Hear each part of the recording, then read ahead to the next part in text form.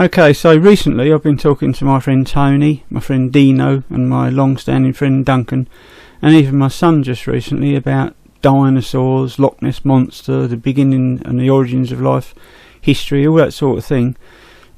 So this guy is called Kent Hovind, and I've been following him for some time, and I think it's absolutely amazing the stuff that he's found. This is not really a religious perspective, it's really a historical and scientific one. Please watch it all the way to the end. You might be really surprised at what he has to say purely on this one subject of dinosaurs. I hope you enjoy it, and as I say, you might be surprised what you find. This guy says dinosaurs are alive as birds, scientist says. You know, I'm curious, who gets to use this word scientist? Is Bill Nye, the science guy, a engineer? Is he a scientist because he's an engineer? They call him the science guy, don't they? That's like that word sacred or something, science. It just means knowledge. People who study a particular topic can be a scientist in hundreds of areas. You can be a scientist in biology, earth science, physical science, geology. There's lots of sciences. So who gets to decide who's making these rules? I'd like to know. And this is absurd. Birds did not descend from dinosaurs. Anybody that thinks a dinosaur turned into a bird needs psychological help, okay? It's not true. No animal has ever been observed producing anything other than its kind. We've got a nest of killdeer out there. The mama is sitting on 4 eggs. I have never seen what's inside those eggs. But I would be willing to bet $1,000 when they hatch it will be birds. Birds produce birds, cows produce cows. There are simply no exceptions. Now, if you want to believe and imagine SpongeBob style that long ago and far away it was different, you can believe whatever you want. But they should not call that science, okay? Observation, science tells us cows make cows, dogs make dogs, birds make birds. There simply are no exceptions to that. Why would we believe it was different long ago and far away? That's not logic. It's not science. That's imagination. There's SpongeBob up there. There's where he went. Okay.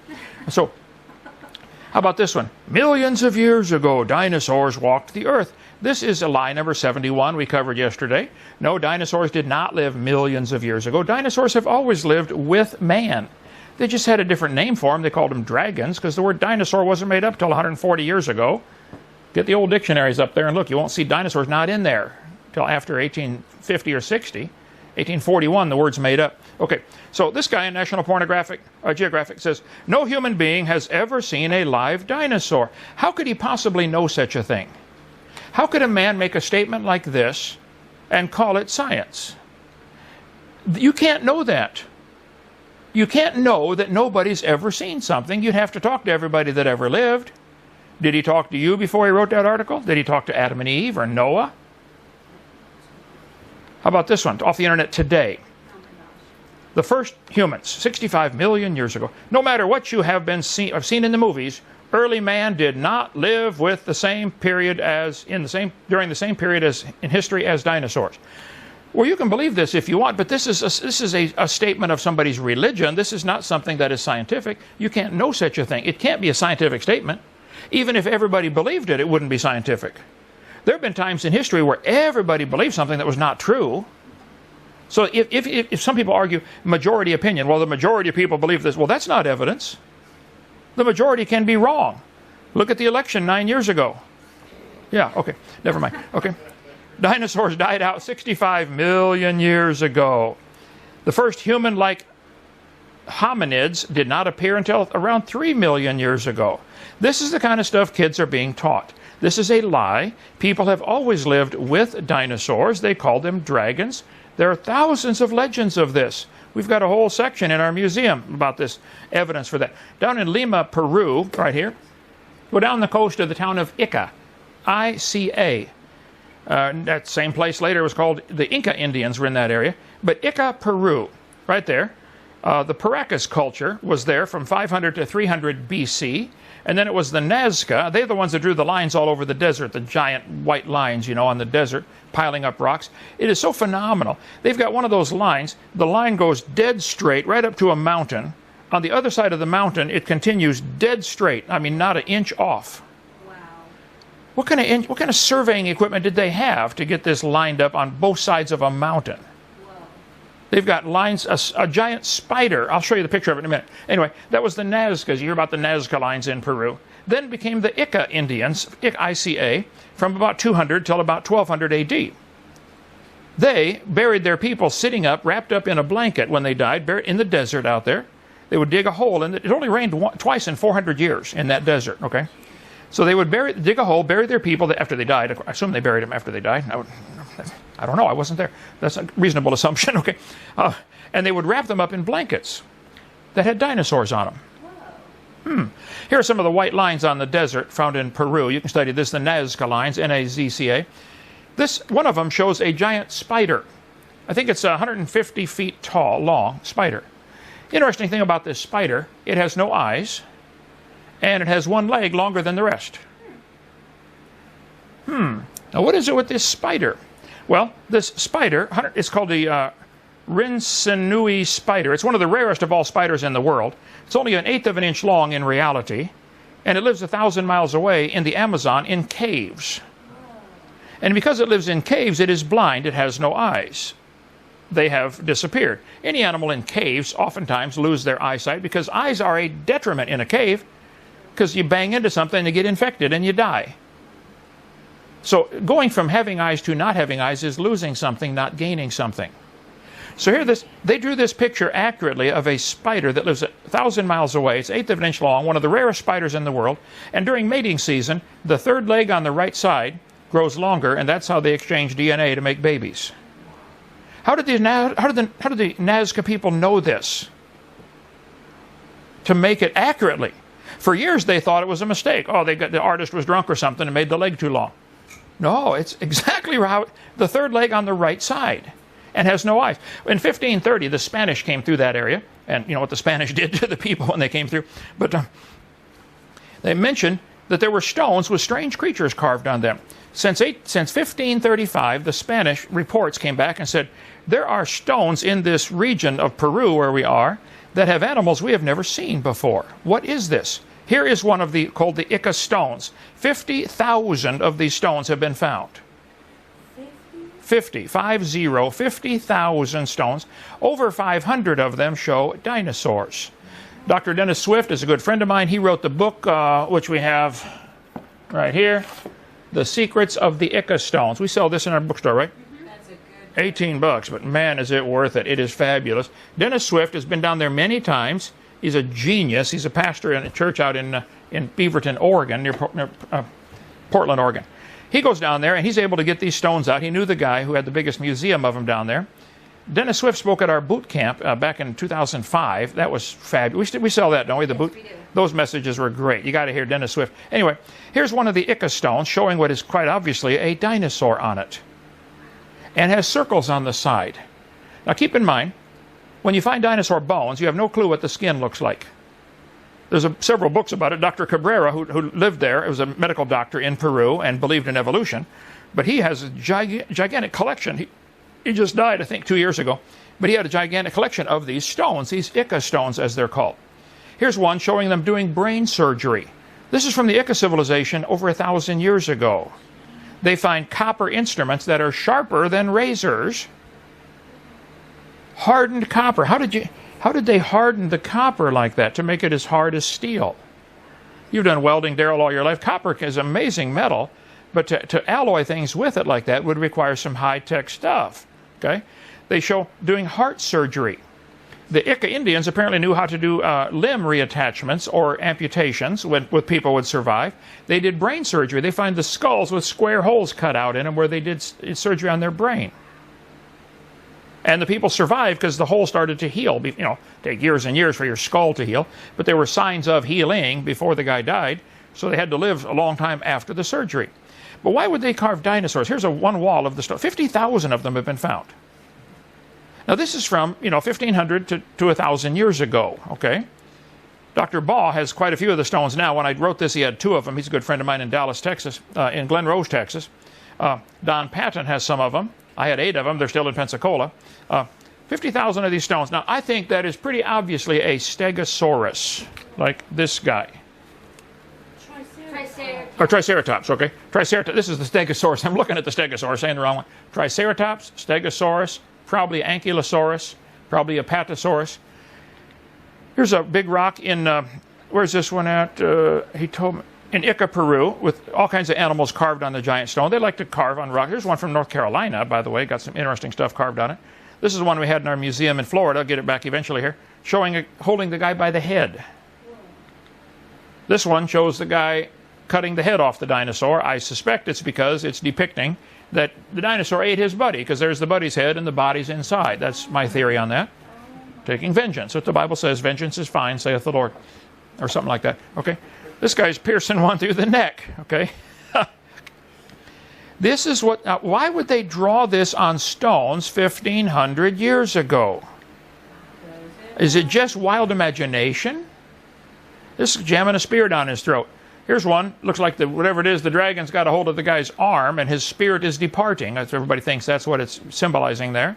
It killed him. Bit him and killed him. Here's a guy jabbing a knife in the dinosaur's head.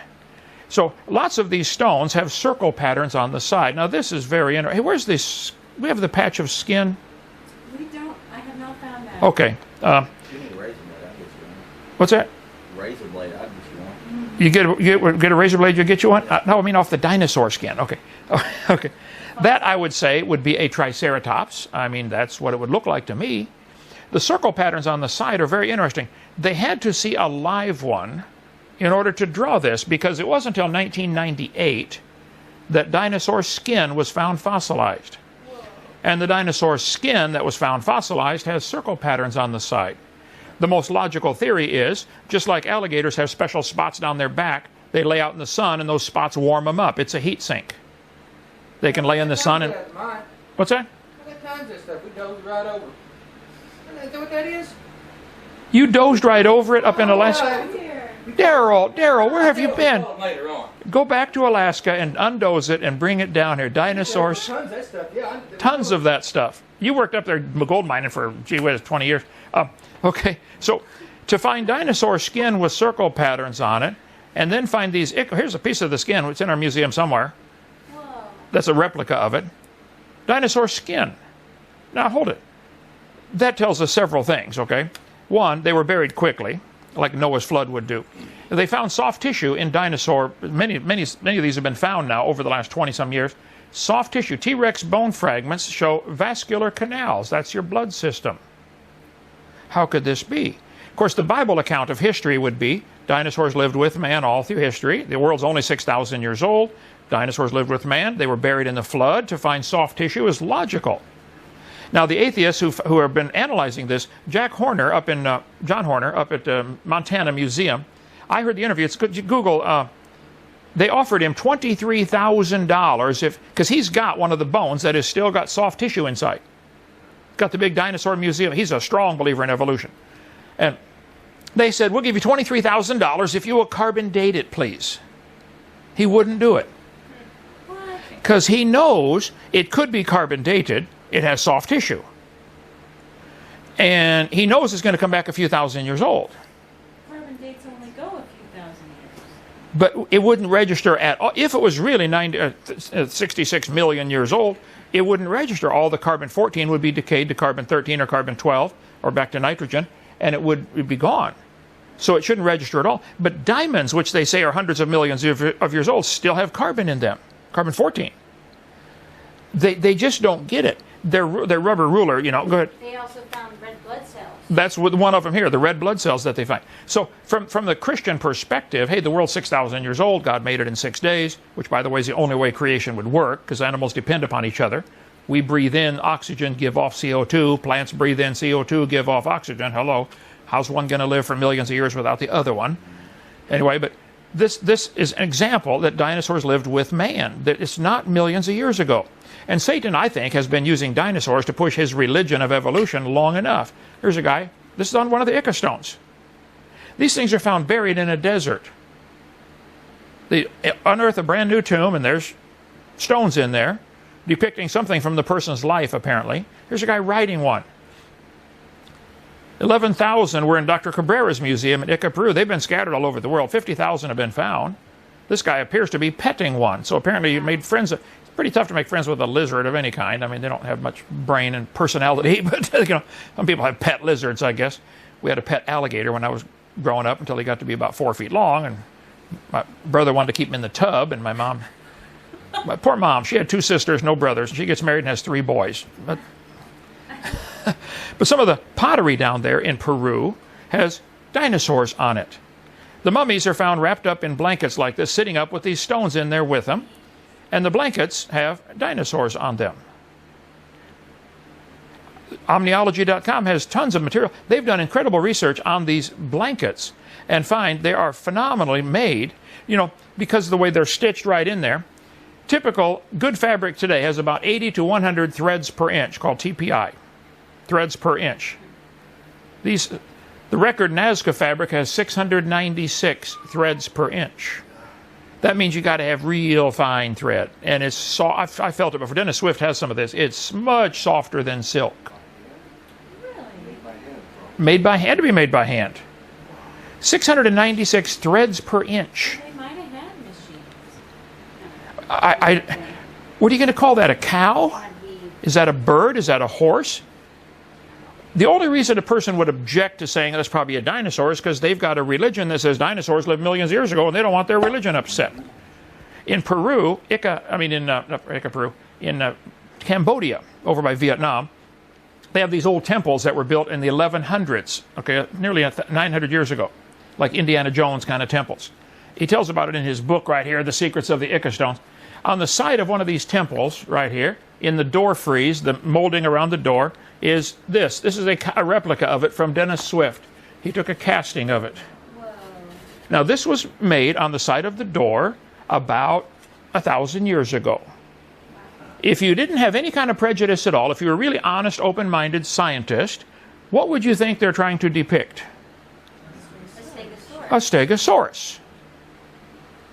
The only reason anybody would object to that is because they're prejudiced and they've already decided evolution is true. You can read the book about the mystery of Acapulco, Mexico, down here. They also found hundreds, and maybe it's thousands, let's see. These dinosaurs have been found, ranging up to 6 feet long. The natives down there made them, baked them, turned them into pottery, and they dug up a cache of them. I think it was one of the first one discovered in the 1600s. The Spanish came through there, found some of these, and reported back to the queen or king or whoever, and said, look, we don't know what these animals are. You tell me, what are they? 56,000 ceramic figures were discovered in Acapulco, Mexico in 1944. John Turney, I don't know if that's still his phone number or not, but he's been there several times and has written books about the subject. So, dinosaurs living with man is just a taboo subject in some people's minds. But because it starts to crumble their little religion, people get comfortable with their religion. Because if evolution is true, how do you tell right from wrong? I asked that guy a question one time in a debate in Canada. This guy, smart aleck senior anthropology student, stood up and he said, "We got to get it." Anyway, I asked him the question: how do you tell right from wrong? If evolution is true, how do you tell right from wrong on any topic? Is abortion right or wrong? Is murder right or wrong? Is sex with your 2-year-old right or wrong? Is anything right or wrong?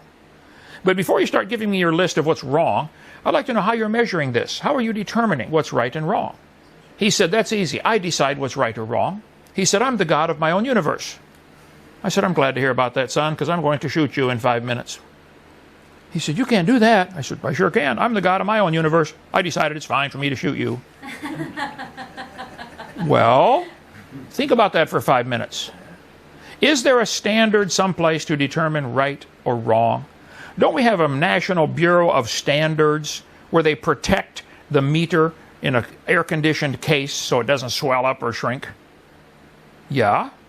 They protect the kilogram and the pound. We have to have standards.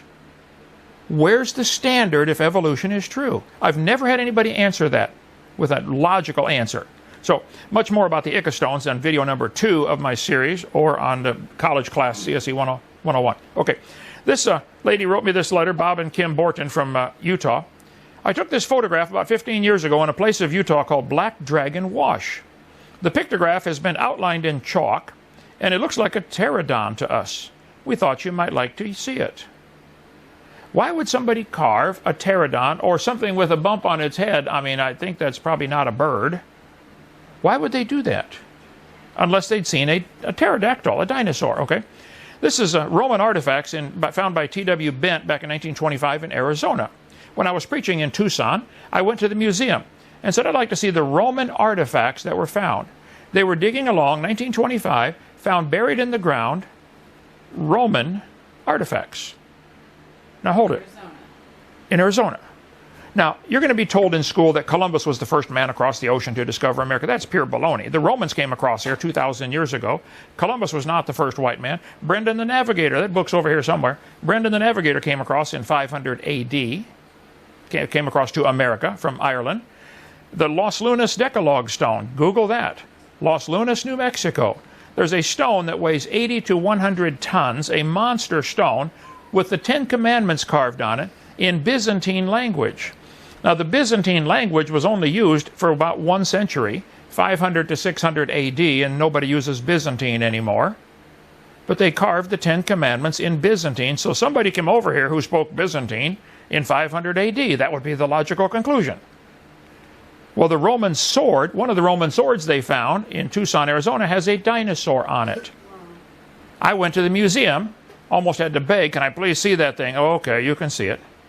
Because a dinosaur on a Roman sword would go so against the evolution theory, wouldn't it? Yes, it would. Yeah, okay. During the age of sailing ships, there are thousands of legends of people sighting sea monsters. Well, today with your diesel engine on your boat, they can hear you coming 100 miles away underwater. Plus, most of the ships stick to the shipping lanes. Did you know there are huge sections of the ocean that are never sailed over because the wind or the current is contrary? And if you're going to gain 2 or 3 miles an hour, or knots per hour, then they do it. It's faster to go from Europe to America by sailing south around this way, just because of the way the North Atlantic swirls. Okay, the Gulf Stream current in the Gulf of Mexico. Who cares? That's another proof the world spins, by the way, is the currents. But that's another story. So there are thousands of legends. Get the old ship's logs from the 15, 16, 1700s. They talk about sighting dragons in the sea. Were they all stupid? Now, the captain knows full well he better be really careful what he puts in his logbook, because he's going to be called into account. Thailand, Thai seafood restaurant shows what appears to be a dragon head. Missionary Hans Egede from Norway went to Greenland to be a missionary. He reported seeing this sea monster in 1735. Now, to a person who's not prejudiced or locked into the stupid evolution religion, a logical person would say, well, maybe he saw a dinosaur, a plesiosaur, a chronosaur, one of the many swimming dinosaurs. As for sea monsters, none of them have been seen by any of us or any of our time that I could hear, save the most dreadful monster that showed itself on the surface of the water in the year 1734, off our new colony at 64 degrees, talking about 64 degrees north of the equator, so that would be Greenland, okay? The new colony over here, 64 degrees north. Where were you? You were about 64 degrees in Alaska, weren't you? Somewhere up there? Daryl, when you... Right on the... 30, right on the... 33 miles from the Arctic. Okay, yeah. This monster was so huge a size that coming out of the water, its head reached as high as the masthead. Its body was as bulky as the ship and 3 or 4 times as long as the ship. This is what he wrote in the logbook. I didn't write this. I'm just quoting it to you. Go get it from a book written in German, I guess that is. Who speaks German? Is that German there? Det Gammal Granslands Nai. Maybe that's Icelandic. I don't know. It doesn't matter. It had a long pointed snout and spouted like a whalefish, great broad paws. I would assume talking about the front flippers or some kind, okay? Broad paws, I'm guessing that's what it is. Its skin very rugged and uneven. The underpart of its body was shaped like a huge serpent, and it dived under the water. It plunged backward into the sea, and so raised its tail aloft, which seemed a whole ship's length distant from the bulkiest part of its body. So you got an animal with a long tail and a long neck and broad paws. I'm guessing something similar to a plesiosaurus or one of those. Now, why would that sound so crazy? To me, it's not crazy at all. There are thousands of these stories from all cultures of the world, and I have read hundreds and hundreds of them. Makes perfect sense. God made the world in 6 days. Dinosaurs lived with man. It's not a big deal. The New England sea serpent. Hundreds of people claimed they saw that thing in the coast of New England, near Massachusetts. Sea monster sighting in Natural History of Norway book by Bishop Erik Pontoppidan back in 1795. He said that's what they saw, and they shot at it with their rifle, and the bullets bounced right off. 60-foot sea monster seen by Captain Peter Mackay and his crew of the HMS Daedalus in 1848. They said it was 18 meters long. That'd be about 60 feet long, okay? In 1850, the whaling ship Monongahela out of New Bedford, that would be Connecticut, I think, or maybe that's the English city. Bedford, England, or New England, killed a 103-foot sea monster in the Pacific Ocean. They killed it. I read the whole story, much more detailed than this. The sailors had said it had 2 blowholes that would be on top of the head, like a whale has 2 blowholes, the nostrils on top, 4 swim fins, an alligator-like head, and 94 very sharp teeth. A passing ship stopped and saw the creature as the crew was cutting it up. They even bought some barrels of sea serpent oil before sailing home to tell the story. So the other ship said they were boiling it down. They were a whaling ship. They make oil out of stuff, you know. They boil it down. They bought some sea serpent oil, sailed home. The Monongahela sailed on in search of whales and was never heard from again. Years later, the name board of Monongahela was found on one of the Aleutian Islands. A logical assumption is the ship wrecked and name board Monongahela washed up on one of the islands up there in Alaska. I got the whole story here. If you get my slide on the thumb drive, you can go underneath. There's mountains and mountains and more evidence. I can't do all this in 1 hour. Okay. It was on 26 April 1907, while Chief Officer of Campania, that Arthur Henry Ralston sighted off the Irish coast near Cork a long-necked object, which he sketched as it moved, turning its head from side to side. Ralston stated at the time that what he saw and sketched was a sea serpent. This is from the book Titanic, Triumph and Tragedy. However imaginative the young officer may have been, so obviously the author of that book is not believing this guy's story.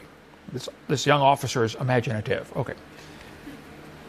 It did not interfere with his progress in the company's service, so he continued to work for the company, even though he sketched a sea serpent that he saw. So people who claim they see a sea serpent are going to be reported as crazy. That would hinder many of the sightings from being reported. But even then, hundreds and hundreds of them are reported. During World War I, the German submarine sank a British ship. The steamer sank quickly. When it had been gone about 25 seconds, there was a violent explosion, probably a boiler exploding. A little later, pieces of wreckage, and among them a gigantic sea animal was shot out of the water.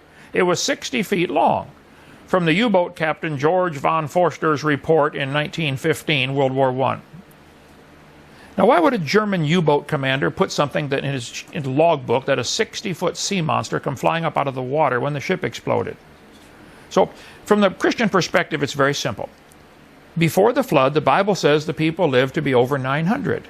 And it's not just the Bible. There are hundreds of other cultures that talk about the Golden Age, when man used to live to be 1,000. Just Google Golden Age. And, of course, up's going to come Golden Age of records and Golden Age of rock and roll. I'm talking about the original Golden Age.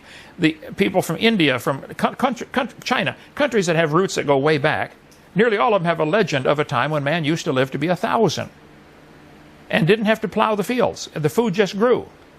Well, the Bible clearly says they lived to be over 900. That's what the dates are in Genesis chapter 5. And it's just a fact of biology that reptiles never stop growing. The biggest pterosaur flying over the inland sea is the pteranodon. Like all reptiles, it grows throughout its life. You know, there are several mammals that never stop growing. Kangaroos never stop growing. Yeah. Most mammals. You know, when you're 16 or 18, you're going to quit growing, at least vertically. Some go horizontally afterwards. But reptiles never stop growing. What would happen to a reptile if he could live to be 900? He would become a dinosaur. It's perfectly logical that dinosaurs are big lizards. That's what the word dinosaur means, terrible lizard, reptile. There are some of these around today. You can buy them at pet stores, little bitty ones, and keep them in your aquarium in your house and raise them. Jesus answered them in Matthew 19, "Have you not read that he which made them at the beginning made them male and female?" So Jesus said the creation of Adam and Eve was the beginning. That's what Jesus said. Mark 10:6, from the beginning of the creation, God made them male and female. So if you believe dinosaurs lived millions of years ago before man got here, you're certainly calling Jesus a liar, which you're welcome to do, but just be aware of that. That is your position. Jesus lied if dinosaurs lived millions of years ago. This guy said, no human being's ever seen one. He can't possibly know that. Why would there be so many legends of them? Dragons. No matter what you may have been seeing in the movies, early man did not live during the time of dinosaurs. If God created everything, how come dinosaurs wasn't at the beginning of time with Adam and Eve and was not mentioned in the Bible? Well, that's a lie. It's not in the textbooks, but it's a lie. Dinosaurs are mentioned in the Bible. They're known as dragons. Yeah. In the beginning, God created the heaven and the earth, and it says in the Ten Commandments, in 6 days the Lord made heaven and earth, the sea, and all that in them is. So get the windows open there, brother. Adam and Eve must have seen dinosaurs. In Exodus 31, God said, it's a sign between me and the children of Israel forever. In 6 days the Lord made heaven and earth. So if all this is true about dinosaurs living with man all through creation, like I think it has to be logical, are dinosaurs mentioned in the Bible? Well, of course. But not the word dinosaur. King James Bible translated 1611. The word dinosaur was invented in 1841. You're not going to have this word in this book. Hello? But their dragons are in there. How about this one? Guess which one? Which one of these is not in the Bible? Well, let's see. Leviathan, dragon, cherub, satyr, dinosaur. It's all over the internet. They're teaching dinosaurs are not mentioned in the Bible. Yes, they are. They asked Hugh Ross. I debated Hugh Ross on the John Ankerberg show for I don't know, almost 3 hours. John Ankerberg took his side. I'm very disappointed in him. But anyway, and I'll debate him again anytime, Hugh or John, okay, on this topic. But it was Hugh Ross takes the position that each of the days of creation is long periods of time. Okay, so let's see. On day 3, God made the plants. On day 4, He made the sun. Think about that for just 10 seconds. How are those plants going to live for millions of years with no sun? How is there going to be no death before Adam? And no death before Adam. And the animals eat the plants, which, of course, plants are not alive in the biblical sense, but plants and animals reciprocate the gases. Plants breathe in CO2, give off oxygen. Animals breathe in oxygen, give off CO2. Animals are made on day 6. How's one going to live for millions of years without the other one? It's not common sense. Speaks of unicorns and dragons, but never mentions dinosaurs. I just Googled it. Are dinosaurs mentioned in the Bible? And a bunch of sites came up, so absolutely not. Can't be. Well, dinosaurs are in the Bible. We'll cover that Monday. Whew. It's hot in here. Long time. That's long enough. Nick, you got a lot of editing to do. Yes, I believe dinosaurs lived with man all through history. They just simply called them dragons, and there are thousands of legends. People have seen them in the last few hundred years. You know, there have been 11,000 reported sightings of the Loch Ness Monster. 11,000. Now, maybe they're all stupid. Maybe all 11,000 people are lying. Maybe it's a big conspiracy. But if 11,000 people claim they've seen one of these swimming in Loch Ness, I think it's time to say, you know, maybe they've seen one of these swimming in Loch Ness. I was on the Lake Champlain, which is the big lake between New York and Vermont, and I talked to the ship captain there. We're going across the lake on a ferry boat. I said, have you ever seen Champ, the Lake Champlain monster? He looked around to make sure nobody was listening. He said, yes, I've seen it, but I'm not going to tell anybody because they're going to think you're nuts. I talked to Sandy Mancy, who took the photograph of it. I showed it the other day. I said, Sandy, do you think you saw a dinosaur? She said, oh, no. I know I saw a dinosaur. She and her husband and 2 kids watched it for 10 minutes. Now, the only reason anybody would get upset about me making a statement like that is because they know full well this strikes at the heart of their religion. And evolution is a religion that people believe because it gives them freedom from God. Because there's no morals. If evolution's true, premarital sex is fine, extramarital sex is fine. There's no such thing as right or wrong. And that Bible cramps their style. That's why they hate the idea of dinosaurs. Somebody like us using dinosaurs to teach the truth. Well, Too bad. too bad. All right. Push thumbs up. Like us. Share it with your friends. Subscribe. Come visit Dinosaur Adventureland. It's free. We're having a blast here. Mostly work right now, as you guys know. But if you want to help, come on. If you want to just come talk, call me, 855-BIG-DINO. I'll be glad to talk with you, answer any questions you've got. But God made the world in 6 days. And the Bible is true about the beginning. It's also true about what the Bible says is how it's going to end.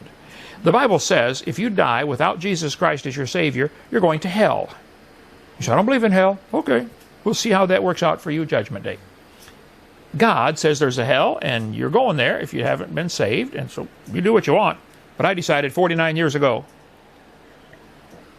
Take the free I'm going to accept that free payment. Wow, thank you, Lord, for forgiving my sins. And something began to change inside of Ken Hovind. I was 16 years old, gave my heart to the Lord, and boy, something got planted that day. And it's been amazing. I'd encourage everybody to do that. See you tomorrow. No, Monday. I leave tomorrow. Yeah. Monday. Okay, bye.